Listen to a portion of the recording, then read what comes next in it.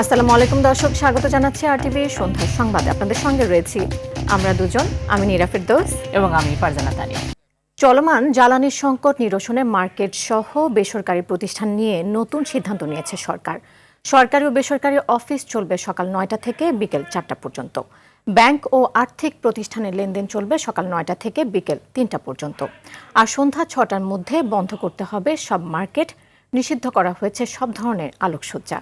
শিক্ষা প্রতিষ্ঠান নিয়েও নতুন সিদ্ধান্ত আসবে রোববার। বৃহস্পতিবার রাতে মন্ত্রিসভার বৈঠক শেষে এসব সিদ্ধান্ত জানান সচিব নাসিমুল গনি। তবে সরজমিনে বেশিরভাগ দোকান বন্ধ করা হয়নি। ব্যবসায়ীরা বলছেন, লাঞ্চের পর মার্কেট খুলে রাত ৯:৩০ পর্যন্ত চালু রাখলে বেশি সুবিধা হবে। গরমের কারণে বিকেল ও রাতে ক্রেতা বাড়ে বলেও জানান তারা।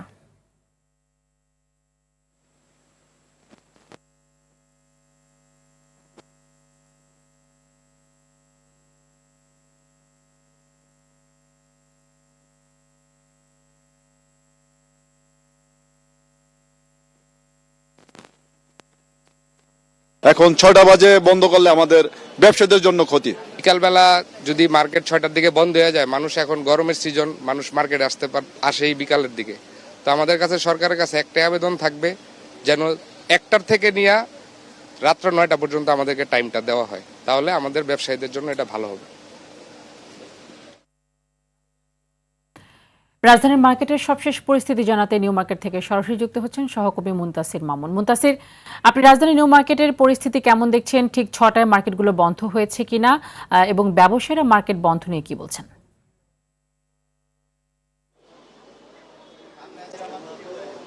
তানি, যেমনটি বলছিলেন যে আসলে ৬টা বাজে কিন্তু আসলে দোকান বন্ধ থাকার কথা থাকলেও আমরা সরেজমিনে গিয়ে দেখেছি কিন্তু যে ৬:৩০ পর থেকে দোকানপাটগুলো বন্ধ করা শুরু হয়েছে এবং আমরা এই মুহূর্তে অবস্থান করছি নিউ মার্কেটের যে সুবাস্তু অংশ রয়েছে সেখানে, এবং সেখানকার কিন্তু বেশ কিছু দোকান এখনও খোলা রয়েছে এবং বেশ কিছু দোকান কিন্তু আসলে দোকানদার যারা রয়েছেন তারা কিন্তু বন্ধ করে দিয়েছেন বলেও আমরা দেখতে পেয়েছি।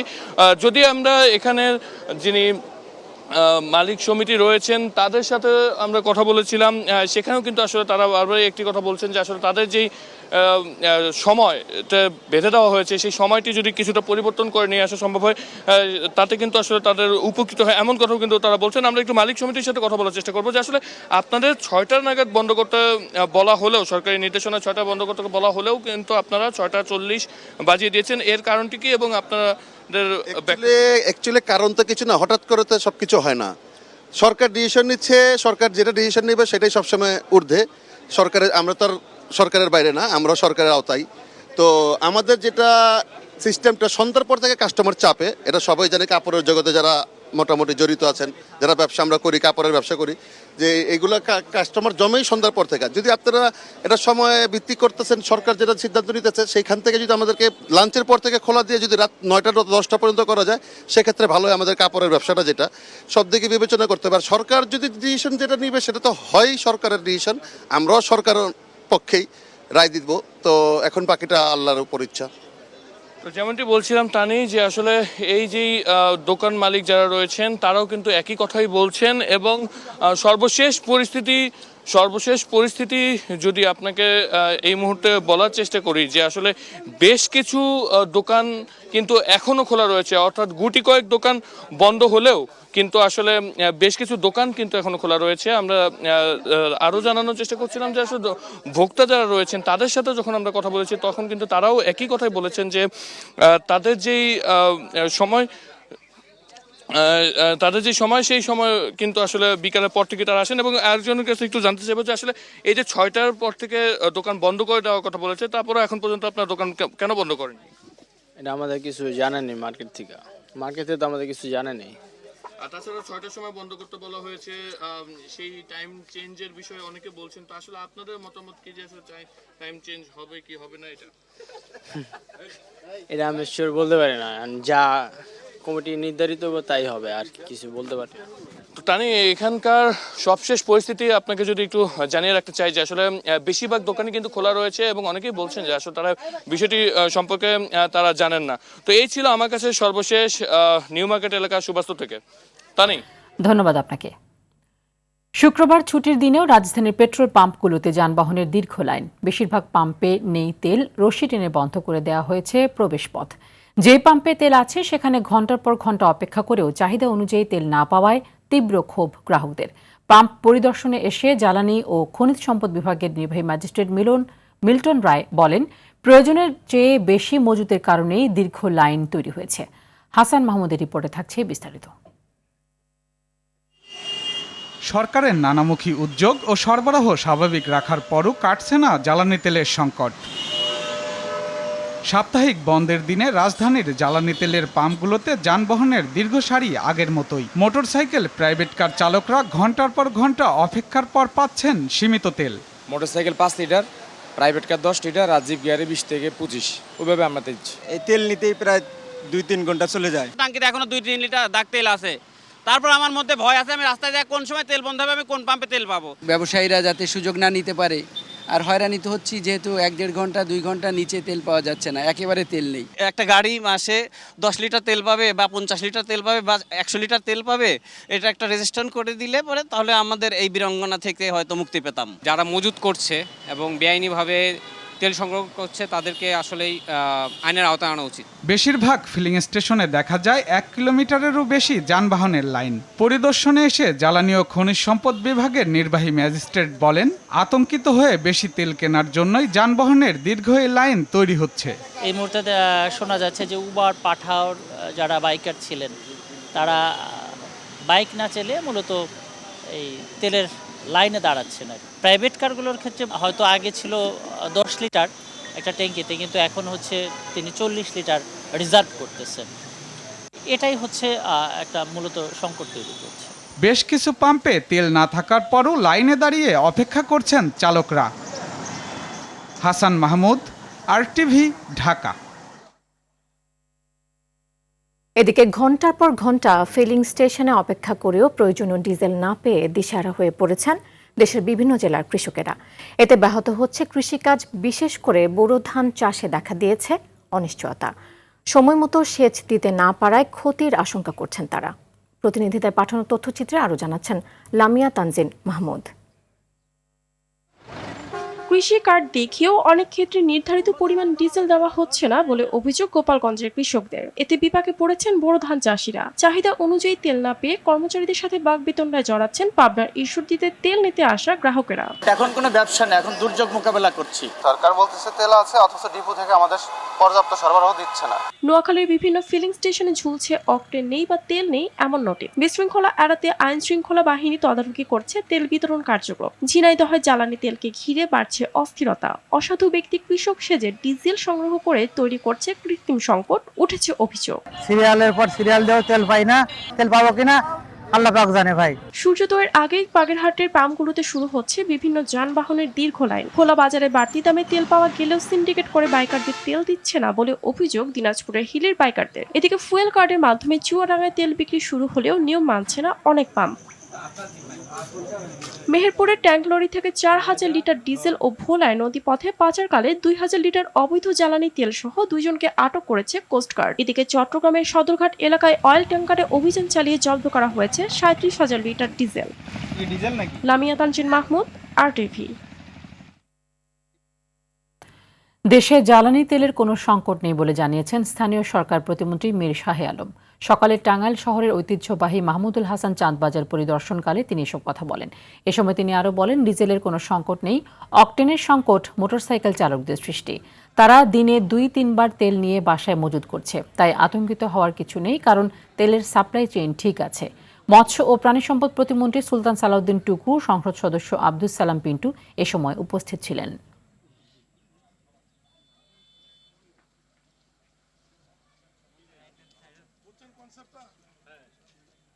আতঙ্কগ্রস্ত হওয়ার কোনো কারণ নাই। আমাদের তেলের সাপ্লাই চেইন ঠিক আছে, তেলের মজুদ আমাদের 3 মাস ঠিক আছে। এরপরেও সরকার রিস্ক নিচ্ছে না, কারণ যুদ্ধ যদি দীর্ঘমেয়াদী হয় সারা পৃথিবীর সাথে আমাদেরও এটার প্রভাব পড়তে পারে। এই জন্যে সরকার কিছু কিছু ক্ষেত্রে পরিকল্পনা নিয়েছে। আপনাদেরকে এই বিষয়গুলোকে, জনসাধারণকে আমাদেরকে সাহায্য করার জন্য আমি সরকারের পক্ষ থেকে বিনীত অনুরোধ করছি। দেশের বিভিন্ন অঞ্চলে হাম আক্রান্তের সংখ্যা বাড়ছেই। চিকিৎসা নিতে গ্রাম থেকেও রাজধানীর হাসপাতালগুলোতে ছুটে আসছেন রোগীরা। চিকিৎসকরা বলছেন দ্রুত টিকা প্রদান ও সচেতনতার মধ্য দিয়ে এই রোগ প্রতিরোধ করতে হবে। সারা দেশে হামের উপসর্গ নিয়ে শিশু মৃত্যুর ঘটনা বাড়ায় সরকারি স্বাস্থ্য প্রতিষ্ঠানের শিক্ষক, চিকিৎসক, কর্মকর্তা, কর্মচারী ও স্বাস্থ্যকর্মীদের সব ধরনের ছুটি বাতিল করেছে স্বাস্থ্য অধিদপ্তর। এদিকে দেশের 56 জেলায় হাম ছড়িয়ে পড়ায় উদ্বেগ জানিয়েছে বিশ্ব স্বাস্থ্য সংস্থা। আরও জানাচ্ছেন বিপুল দেব রায়। লক্ষ্মীপুরের মণি, ফরিদপুরের আশমনি ও পাবনার রেদওয়ান, কারো মুখে অক্সিজেন মাস্ক, আবার কারো হাতে ক্যানোলা। তাদের মতো এমন চিত্র রাজধানীর বেশিরভাগ হাসপাতালে। জেলা উপজেলার হাসপাতালে দৌড়ঝাঁপ শেষে রাজধানীর হাসপাতালের বারান্দায় ছুটছেন রোগী ও স্বজনরা। মহাখালী সংক্রামক ব্যাধি হাসপাতালে তিল পরিমাণ ঠাঁই নেই রোগীদের। ফ্লোরে, বারান্দায়, লিফটের পাশে চিকিৎসা নিচ্ছেন হামে আক্রান্ত শিশুরা। জ্বর, ঠান্ডা জ্বর, কাশি, হাম উঠছে, হামের সমস্যা। ফরিদপুরতে এসে চিনি না, অনেক কিছু, অনেক অসুবিধা হয়েছে। কালকে রাত্রে আসছি, কোনো চিকিৎসাই দেয় না। চাঁদপুরে নিয়েছিলাম, নেওয়ার পরে এখানে 4 দিন পড়তেছিলাম। পরে বলতেছে বাচ্চার অবস্থা খারাপ, আপনার ট্রিটমেন্ট দিতে পারবো না বাচ্চারে, আপনি অন্য জায়গায় নিয়ে যান, আমাদের দ্বারা এটা সম্ভব না। এদিকে মহাখালী কোভিড বিশেষায়িত হাসপাতালে ভর্তি রয়েছে 251 জন হামের রোগী। তার মধ্যে 52 জন রয়েছে আইসিইউতে। সীমান্তিক নগদ স্বাস্থ্য কেন্দ্র হামের টিকা, ওই যে 15 মাসের টিকাটা, ওইটা দিতে তো 500 টাকা নেয়, সবসময় 50 টাকা, তখন আবার 350-400 হয়েছে, যার জন্য আর কি দেওয়া হয় না। লক্ষ্মীপুর জেলায় যদি এই চিকিৎসাটা পাইতাম তাহলে ভালো হতো। রোগ প্রতিরোধ ক্ষমতা কম থাকায় 9 মাস বয়সী শিশুরা হামে আক্রান্ত হচ্ছেন বলে জানান এই চিকিৎসক। 9 মাস পর্যন্ত শিশু যে বুকের দুধ খায়, বুকের দুধ থেকে তার ইমিউনিটি বা রোগ প্রতিরোধ ক্ষমতা আসে। হয়তো তার মায়ের রোগ প্রতিরোধ ক্ষমতা কম, সেক্ষেত্রে হতে পারে। আর আরেকটা কিছু আছে, এমনি অন্য কোনো অসুখ বিসুখ যদি শিশুর হয়ে থাকে, সেই কারণে রোগ প্রতিরোধ ক্ষমতা কমে যায়, সেক্ষেত্রেও হতে পারে। হামের প্রাদুর্ভাব নিয়ে সরকার উদ্বেগ প্রকাশ না করলেও দেশের 56 জেলায় হাম ছড়িয়ে পড়ায় উদ্বেগ জানিয়েছে বিশ্ব স্বাস্থ্য সংস্থা। হাসপাতালের এমন চিত্র থেকে বোঝা যায় কী ধরনের ভয়ঙ্কর সেবার গাফিলতি ছিল টিকা ব্যবস্থাপনায়। আজ টিকার অভাবে অধিকাংশ শিশু এই হাম রোগে আক্রান্ত হচ্ছেন। চিকিৎসকরা বলছেন মায়েদেরকে আরও বেশি সচেতন হতে হবে, সেই সাথে সরকারকেও উদ্যোগ নিতে হবে শিশুদের যাতে সঠিকভাবে টিকা প্রদান করা হয়। বিপুল দেবরাই, RTV, ঢাকা। এদিকে গত 24 ঘন্টায় হামে আক্রান্ত হয়ে সারা দেশে 3 জনের মৃত্যু হয়েছে। এ সময় হাসপাতালে ভর্তি হয়েছেন 947 জন। আর গেল 19 দিনে মোট মৃতের সংখ্যা দাঁড়িয়েছে 94 জনে। এ সময় হামের উপসর্গ নিয়ে হাসপাতালে ভর্তি রোগীর সংখ্যা মোট 3776 জন। হাম পরিস্থিতি নিয়ে বিজ্ঞপ্তিতে এসব তথ্য জানিয়েছে স্বাস্থ্য অধিদপ্তর।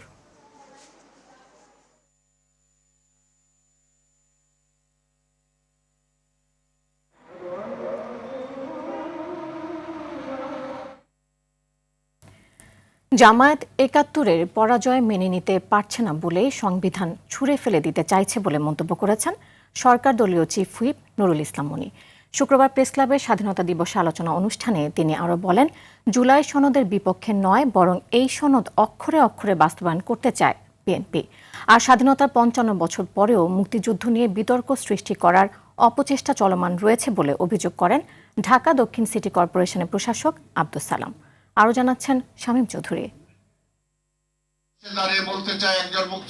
মহান স্বাধীনতা ও জাতীয় দিবস উপলক্ষে জাতীয় প্রেস ক্লাবে আলোচনা সভার আয়োজন করে জাতীয়তাবাদী সাংস্কৃতিক দল।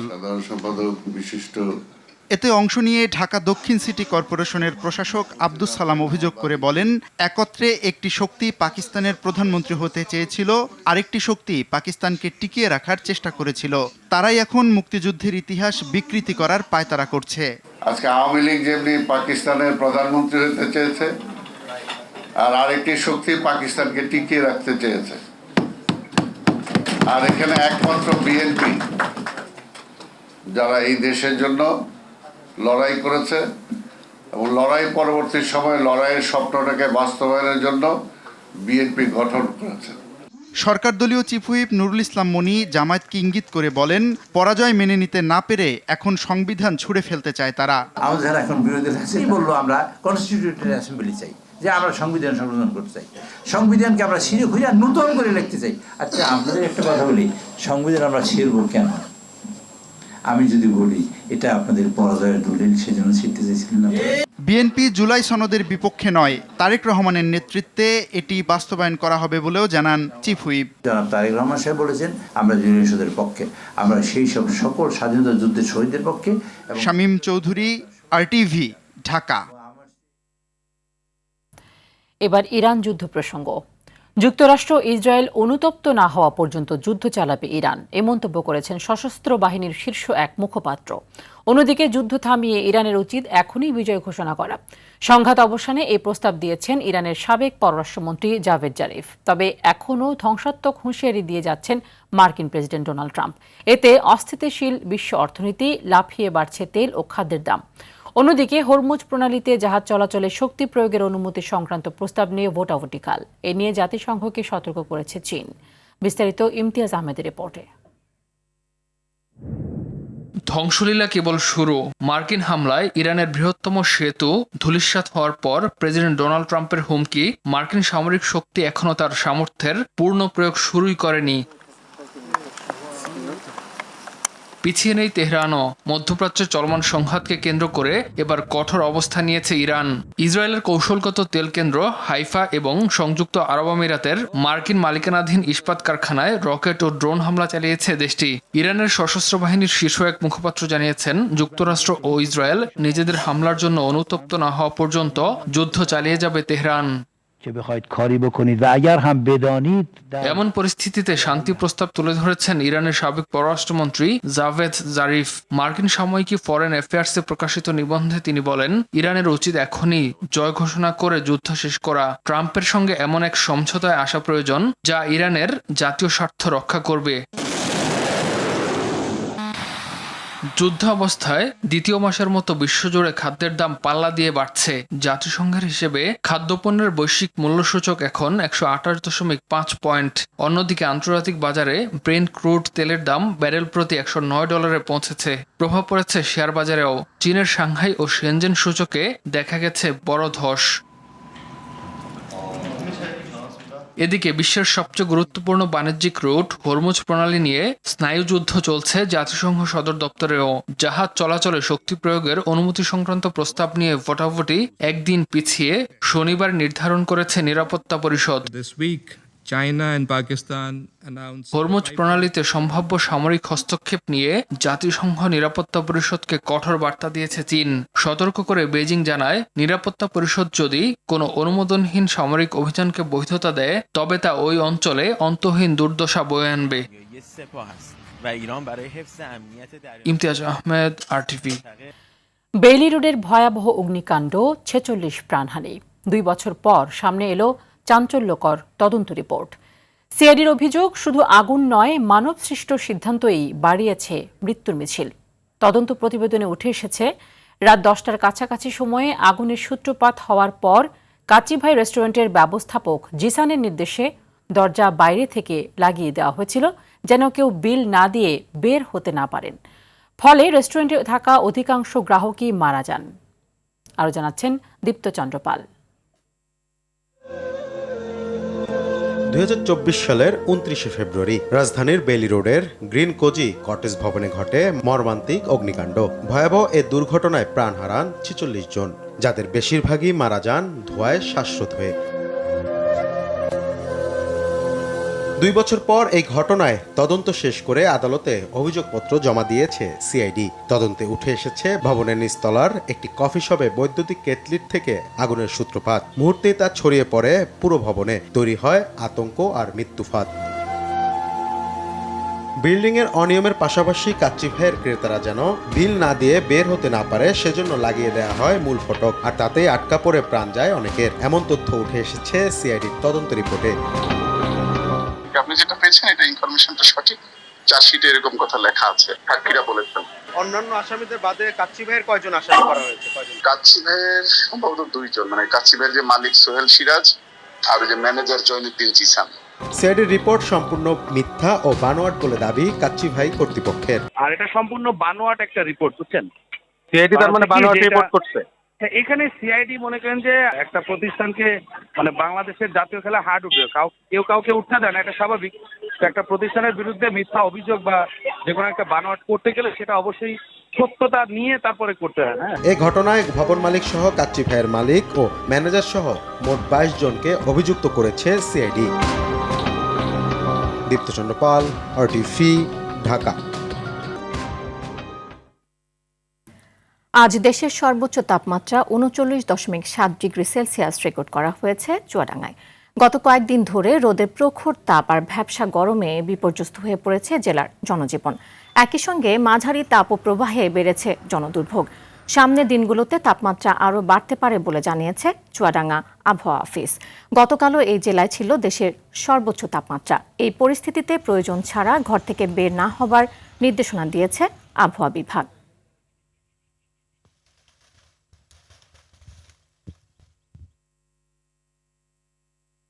এই কাজ কাম করে এখন রোদের জন্য থাকতে পারছি না, বাড়ি চলে যাচ্ছে। গরমের জন্য আর থাকা গেল না, এই জন্য বাহাই ফিরে যাচ্ছে। পহেলা বৈশাখ টাঙ্গাইলে কৃষি কার্ডের উদ্বোধন করবেন প্রধানমন্ত্রী তারেক রহমান। দুপুরে টাঙ্গাইল স্টেডিয়াম পরিদর্শন শেষে মৎস্য ও প্রাণী সম্পদ প্রতিমন্ত্রী সুলতান সালাউদ্দিন টুকু কথা জানান। এ সময় টাঙ্গাইলে 27,000 কৃষককে কৃষি কার্ড প্রদান করা হবে বলে জানান তিনি। প্রধানমন্ত্রীর সফরকে কেন্দ্র করে টাঙ্গাইল স্টেডিয়ামে বৈশাখী মেলা, কৃষি মেলা ও সাংস্কৃতিক অনুষ্ঠানের আয়োজন করা হবে বলে জানান তিনি।